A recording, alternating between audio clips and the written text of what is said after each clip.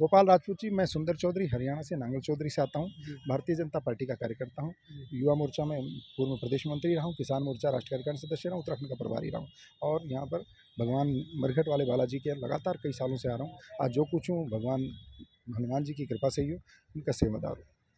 जी। किसी भी हमारे यहाँ कहा जाता है कि जब हम आरंभ करते हैं कोई शंखनाद या कोई यज्ञ करते हैं, उसके अंदर युवाओं की और यूँ कहें उनके क्या कहते हैं साथ कार्य करने वाले कार्यकर्ताओं की अहम भूमिका रहती है।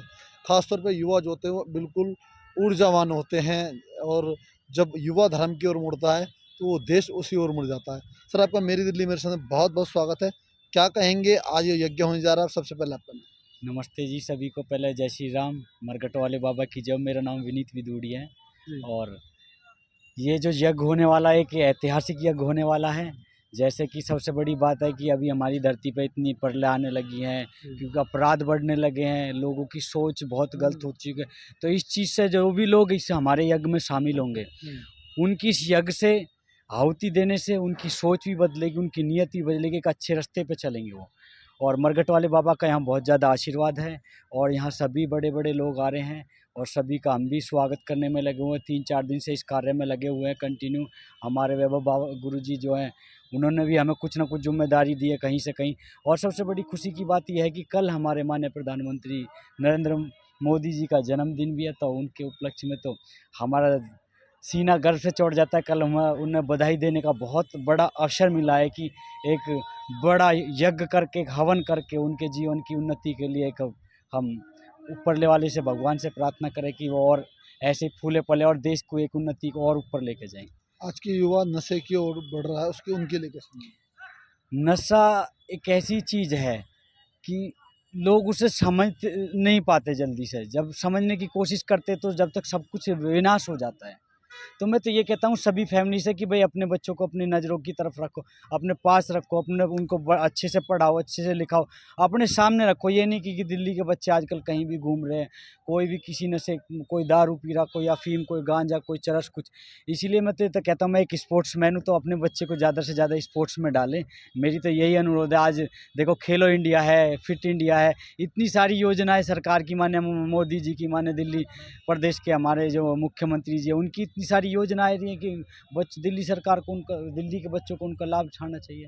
तो मैं तो यही कहना चाहता आज के युवा पहले घर-घर में हर गाँव में अखाड़ा होता था, घर-घर में पहलवान होता था। आज इस चीज़ को दूर कर दिया गया, ऐसे कैसे हूँ। देखते मैं पिछले 3-4 साल से गुरु हनुमान अखाड़े में कोच के पद पर रहा हूँ।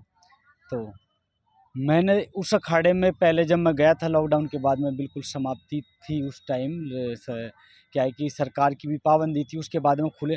उसके बाद में 120, 30, 40 बच्चे, जो कि सबसे ज़्यादा दिल्ली के बच्चे अखाड़े में बहुत ज़्यादा जाना चाहते हैं, लेकिन अखाड़ों की समाप्ति होने की वजह से इस चीज़ को बिल्कुल लुप्त होता जा रहा है। दिल्ली के अंदर इतने अखाड़े हैं कि और किसी राज्य में नहीं पाएंगे, या तो हरियाणा में या महाराष्ट्र में, उसके बाद में दिल्ली है। दिल्ली के अंदर कम से कम 80 से 100 अखाड़े हैं जो आज सब विलुप्त होते जा रहे हैं। विलुप्त होते जा रहे कतई। क्या लेकिन करना चाहिए उनके लिए? इसको तो देखो, सरकार को एक टीम गठन करनी चाहिए जिसमें स्पोर्ट्समैन भी होने चाहिए, वहाँ के लोग भी होने चाहिए, सरकार के भी आदमी होने चाहिए कि भाई किसी भी चीज़ पर अगर कोई विवाद है तो उसका एक निर्णय निकाला जाए कि किस वजह से अखाड़ा बंद है, किस वजह से नहीं चल पा रहा। क्या है कि जो पुरानी पीढ़ी चलती हुई आ रही है उस हर चीज़ पर अपना कब्जा जमाती है, लेकिन सर इस अखाड़े पे किसी का कब्जा नहीं होना चाहिए कि ये उसी का अखाड़ा, उसके दादा ने चलाया तो वही चलाएगा, वही चलाएगा। या तो साई अडॉप्ट करे, उसको खेलो इंडिया अडॉप्ट करे, या दिल्ली सरकार अडॉप्ट करे। एक समस्या थी बड़ी हमारे यहाँ, जब हम कुश्ती करा करते थे तो मिट्टी पे करा करते थे और हमारे अंदर वही जज़्बा, वही मिट्टी से जुड़ाव था। लेकिन जब हम अंतर्राष्ट्रीय स्तर पे पहुँचते थे या राष्ट्रीय स्तर पे पहुँचते थे, वहाँ हमें मैट मिल जाता था। क्या कहीं यही कारण है अखाड़ों को खत्म होने का? नहीं, ये कारण तो नहीं है। ये तो देखो सरकार की अच्छी-अच्छी पॉलिसी है, मतलब डेवलपमेंट करने के लिए किसी भी चीज़ को लिए। नहीं, हम प्रैक्टिस करते हैं आजीवन मिट्टी में। बिजिल हो सकता है शायद एक यही कारण रहा हो मैं दोनों। बताता हूँ चीज़।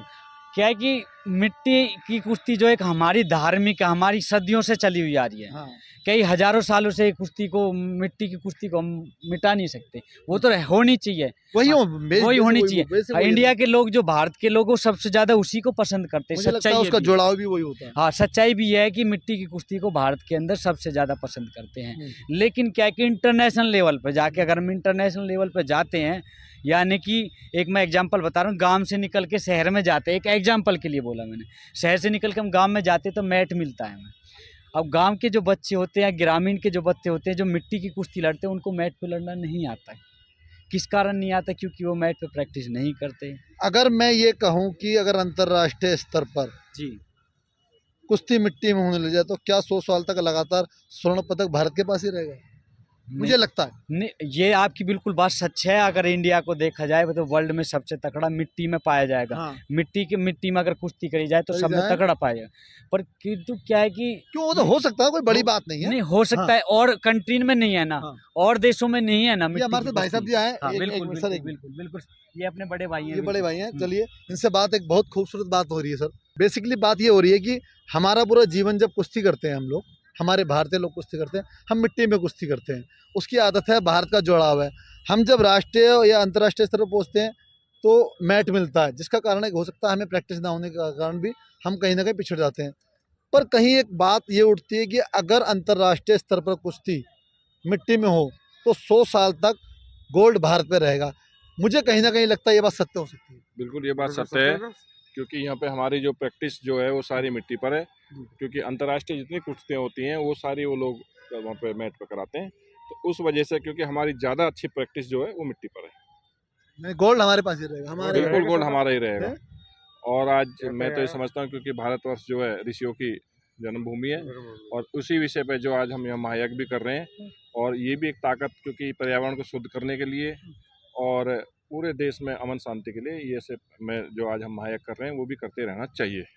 एक पर्सनल बात कहूँगा, क्या अखाड़ों का दौर लौटना चाहिए? इससे नशा भी दूर होगा और बच्चों में फिट रहेगी वो। बिल्कुल वापस अखाड़ों की तरफ लौटना चाहिए, जिससे कि बच्चों में खेल भावना आए और वो अपनी फिटनेस अच्छी रखे और वो देश के लिए गोल्ड लेकर आए और देशभक्त बने। आपका नाम? मेरा नाम प्रेम कृष्ण आर्य है और मैं फरीदाबाद से हूँ, और मंदिर से लगभग हमारा 3 पीढ़ी का जुड़ाव है। क्या आप क्या कहेंगे? मैं नवादित्य हाँ। नवादित्य फैसला, मैं बाबा मरगटवाड़े में हाई करता हूँ, सेवादार हूँ निरंजन गढ़वाल की समिति में। मैं नहीं चाहता हूँ कोई भी मेरे यहाँ देश का बच्चा अच्छा काम करे, कोई भी वो अपनी मिट्टी से अपने से मिले। क्या बात? भूमि मिट्टी की खुशबू मिट्टी के मैं- लोगों में है, हाँ। मिट्टी की खुशबू मिट्टी के लोगों में है, मिट्टी की खुशबू वो मिट्टी के लोगों में है। हाँ। रहेगी और सदा। और सदा रहेगी। हाँ, सदा है। दूर होगा अच्छी तो बात बताइए। मैं उस विषय पे मैं दोबारा थोड़ा सा पीछे आना चाहता हूँ। अभी जैसे हमारी नशे की बात चल रही थी और अखाड़े की बात चल रही थी, जैसे कि हमारे दिल्ली के अखाड़े समाप्त होते हुए जा रहे हैं। किसी भी बच्चे को, किसी को भी देख लेना, नशा करने की जो लत लगती है वो सुबह के समय और शाम के समय लगती लगती है, सही है। सुबह और शाम के समय लगती है। अगर हमारे दिल्ली के सभी अखाड़े मतलब एक सरकार की योजना के तहत चलें, सरकार कोई अपनी पॉलिसी बनाए और अखाड़ों को सभी को चालू कराए, तो जो बच्चा नशा की तरफ जा रहे हैं ना, वो बच्चे को अपने माँ बाप, उसके जो फैमिली है, जो भी उसके फैमिली मेम्बर हैं, उसको अखाड़े की तरफ भेजें। सुबह में और शाम में 2 घंटे सुबह अखाड़े में जाएगा, 2 घंटे शाम को वर्कआउट करके आएगा। उसको मन और तन और उसकी बुद्धि बिल्कुल नशे से बिल्कुल दूर रहेगी। दूर रहेगी, वो नशे की तरफ नहीं जाएगा, वर्कआउट करेगा, वर्जिश करेगा, तो उसे भूख भी लगेगी, वो अपनी तन की तरफ भी देखेगा और वो अपने मन की तरफ भी देखेगा। तो ये आपने बहुत अच्छा सवाल पूछा, मैं इसके लिए आपको भी थैंक यू बोलता हूँ कि इतना अच्छा सवाल पूछा और मैंने इसका जवाब दिया। तो मैं ये चाहता हूँ दिल्ली के सभी अखाड़े खुलें और सुबह शाम सभी के लिए फ्री ऑफ कॉस्ट, नो पैसा, कोई पैसा किसी से भी हाँ। कोई चार्ज नहीं लिया कुश्ती में तो कभी कोई पैसा लिए ही नहीं गया। नहीं, ऐसा नहीं है। आप जो कह रहे हो किसी से कुश्ती में पैसा नहीं लिया जाता, ऐसा नहीं है। पैसा भी क्या है कि ये जो सिस्टम चेंज हुआ है, ये पैसे के बल बूते पे हुआ। भी मैंने आपसे बोला था कि सरकार, हमारे दौर में किसी एक जमाना था वहाँ फ्री में कुश्ती आपके सिखाई। ज़माने में नहीं था, नहीं लेते थे पैसे, लेकिन आज के ज़माने में सब पैसे लेते हैं। कोई भी जाएगा तो पहले पैसे है। इसीलिए सरकार को लोग कहते हैं कि मेंटेनेंस के नाम पे, इसीलिए मैं सरकार को बीच में बार बार इसीलिए ला रहा हूँ कि सरकार को एक ऐसी पॉलिसी लानी चाहिए कि भाई अखाड़े का जो भी इन्वेस्टमेंट होगा उसको सरकार देगी।